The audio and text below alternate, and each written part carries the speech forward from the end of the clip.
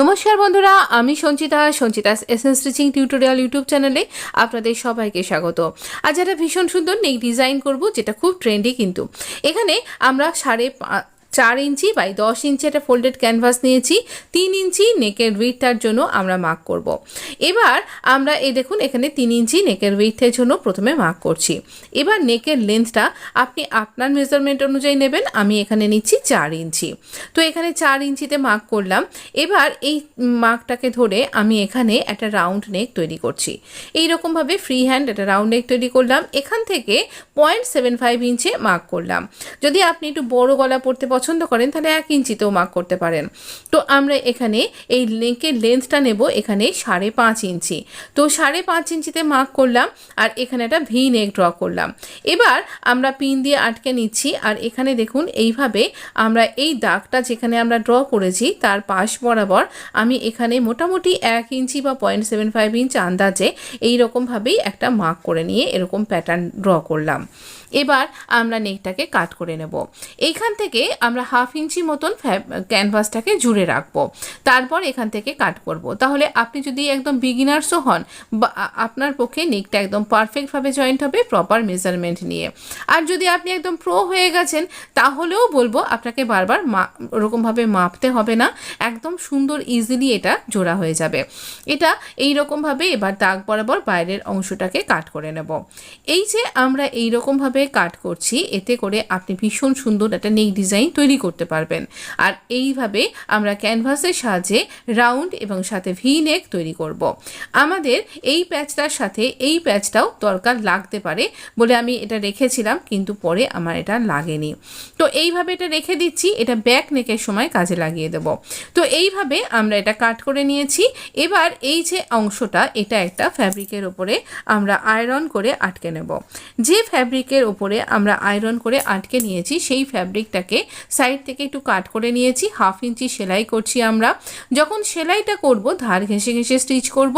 আর এখানে দেখুন ছোট ছোট কাট করে নিয়েছি, এই যেখান থেকে ভি থেকে এই রাউন্ড নেকের জয়েনিংয়ের পোর্শনটায়। আর এখানে এইরকম করে ফোল্ড করে একদম কিনারা বরাবর স্টিচ করছি। ছোট ছোট কাট না করলে কিন্তু এটা সুন্দরভাবে ইজিলি ফোল্ড হবে না, তাই অবশ্যই এরকমভাবে ছোট ছোট কাট করে নেবেন। আমি এইভাবে এই অংশটাকে ফোল্ড করে দিলাম। এবার আমরা কুর্তিটার যে ফ্রন্ট পার্টটা তার একদম রাইট সাইডটা নিয়েছি, সেখানে এই একটা মিডিলে কাট করা রয়েছে, এই প্যাচও কাট করে নিয়েছি। এবার দুটো কাটকে মিলিয়ে আমরা এই ক্যানভাসের ধার ঘেঁষে ঘেঁষে, আর খেয়াল রাখতে হবে একদম মিডিল পার্টের মিডিলে যেন এই ভি নেকটা আসে। তো এইভাবে আমরা পিন দিয়েও আটকে নিয়েছি। আর এখানে এইভাবে ক্যানভাসের ধার ঘেঁষে ঘেঁষে স্টিচ করে নেব। একদম সমানভাবে এরকমভাবে স্টিচ করবেন, ভীষণ সুন্দর নেক ডিজাইন তৈরি হবে। আমরা 1/2 ইঞ্চি ফ্যাব্রিক রাখছি, রেখে এইভাবে আমরা এখানে এক্সট্রা ফ্যাব্রিকটাকে কাট করে বাদ দিয়ে দেবো। দেখবেন যেন সেলাইটা কাট হয়ে না যায়। এবার একদম ভি পর্যন্ত একটা ছোটো কাট করে দিন। আর এরকমভাবে এই যেগুলো ভি পয়েন্টগুলো রয়েছে এই অংশে কাট করুন। আর পুরো রাউন্ডে ছোটো ছোটো করে কাট করবেন যেন সেলাই না কাট হয়ে যায়।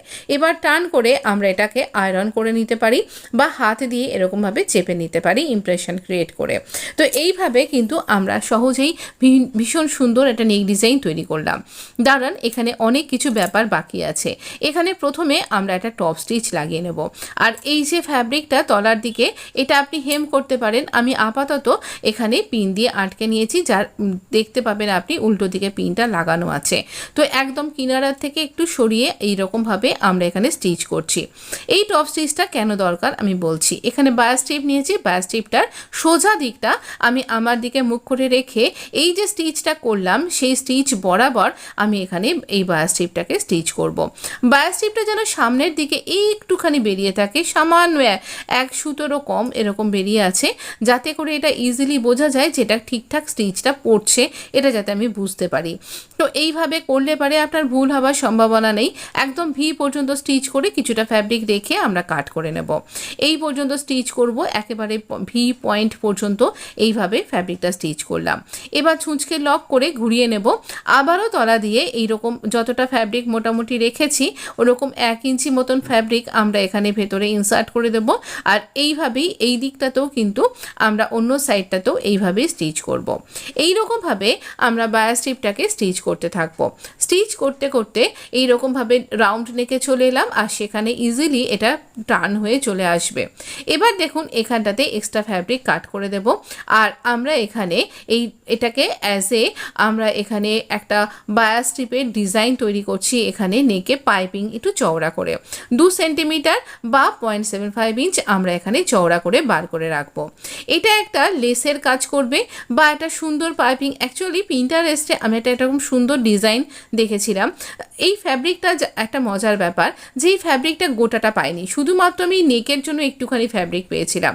আর সেই জন্য এটা দিয়ে ইচ্ছা হলো এই রকমভাবেই একটা নেক ডিজাইন তৈরি করার। কিন্তু এই যে ব্লু ফ্যাব্রিকটা এটা প্রিন্টেড ছিল, তো এই ব্লু ফ্যাব্রিক প্রিন্টেড আমি ঠিকঠাক পাইনি যেরকমটা দেখেছিলাম।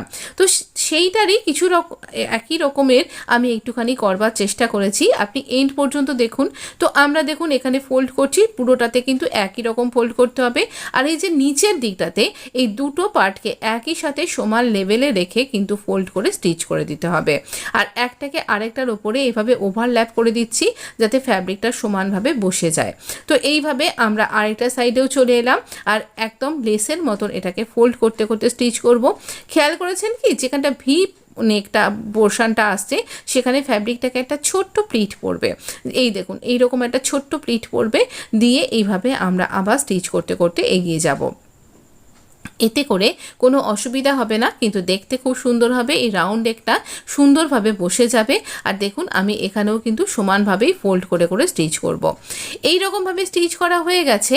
এবার এখানে আমরা নেকটাতে আমাদের নেকের যে লেন্থটা 5 ইঞ্চি সেটা মাপ করে নিলাম, দুদিকেই মাপ করলাম।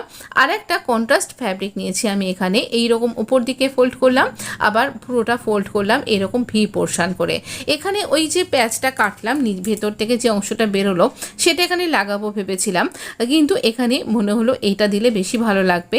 তো আমি যেমন কাজ করতে করতে বলি ফ্যাব্রিকগুলো ফেলবেন না, তো ঠিক এটাও ওরকম ফেলে দেওয়ারই একটা ফ্যাব্রিক যেটা দিয়ে আমি এই ডিজাইনটা তৈরি করছি। তো এইভাবে আমরা কিন্তু এখানে গ্যাপটা 0.75 ইঞ্চ এরকমই রাখবো, রেখে এখানটা ফোল্ড করে স্টিচ করে দেবো। তো এখানে আপনি হুক আই বা অন্য রকমের কিন্তু লুপ তৈরি করতে পারেন। না নেকটা এখানেই শেষ নয়, এই যে উল্টো দিকে এক্সট্রা অংশটা সেটাকে কাট করবেন, তা না হলে অসমান দেখতে লাগবে। আর এখানে সুতো বেরিয়ে যাওয়ার কোনো ব্যাপার নেই। এবার এই নেকের স্ট্রিপে আমরা 1.5 ইঞ্চি একবার এদিকে, 1.5 ইঞ্চি একবার ওই সাইডে, এইভাবে আমি এইরকম ক্রিস ক্রস করে 1.5 ইঞ্চি মাপ করে দুদিকেই দাগ দিচ্ছি। আর এই দাগটাকেই ফলো করে আদার সাইডেও কিন্তু এরকমভাবেই মার্ক করছি। এখানে আমরা একটা ডিজাইন ক্রিয়েট করব। আমি এখানে ফেভিক্রিল হোয়াইট কালার নিয়েছি আর 000 আমি তুলিটা নিয়েছি। এই তুলিটা ঠিক তুলি পর্যায়ে নেই, মানে এর অনেকটাই অংশ ক্ষয়ে গেছে, ব্রাশগুলো ছিঁড়ে গেছে। তো এটা দিয়ে আমি টিপ পরি, মানে আমি বিন্দি আঁকি বলতে পারেন। আমার থাম্বনেলে হয়তো দেখেছেন আপনারা, একটু জুম করলে দেখতে পাবেন আমি ওখানে কিছু কারিকুরি করে থাকি। তো সেই রকম এটাতেই আমার টিপ পরার তুলি আর এই রকমই ডিজাইন করি। মনে হলো এই ডিজাইন যে জিনিসটা ক্রিয়েট করব ভেবেছিলাম সেখানে কিছু প্রিন্টেড ব্যাপার ছিল লেসটা ডিজাইনটার মধ্যে। তো আমার এই যে ফ্যাব্রিকের প্রিন্টটা তার সাথে এটা বেশ সুন্দর চলে যাচ্ছে, হোয়াইট কিছু প্রিন্ট এখানে রয়েছে, তাই আমি ফ্যাব্রিক পেইন্ট দিয়ে এরকমভাবে করলাম।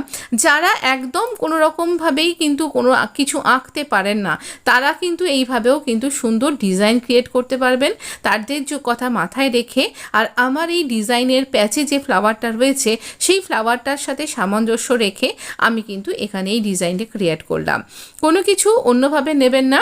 এখানে আপনি ইচ্ছা করলে এক ধরনের আমি এই ধরনের লেসেরও ডিজাইন এর আগে করেছি। একরকম ফ্যাব্রিক লেস পাওয়া যায় হাফ ফ্লাওয়ার যেরকমভাবে আমরা করে থাকি। তো এই হাফ ফ্লাওয়ার আপনি এখানে আটকাতে পারেন বা ফুল ফ্লাওয়ার আটকাতে পারেন, লেস আটকাতে পারেন, এখানে আপনি পার্ল আটকাতে পারেন, হোয়াইট পার্ল।